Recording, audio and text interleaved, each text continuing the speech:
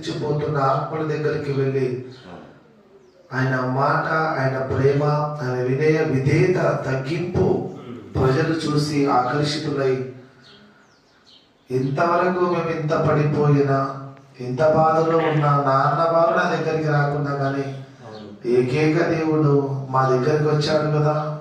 కుల మత భేదము ఈ సమయంలో మనము కూడా ఈ దినము ఈ లింగారెడ్డిపల్లి యేసయ్య ప్రార్థన మందిరములో మనం అనుకోవచ్చు, చిన్న మంద కదా, ఇంకా ఆత్మను రక్షింపబడగలవా?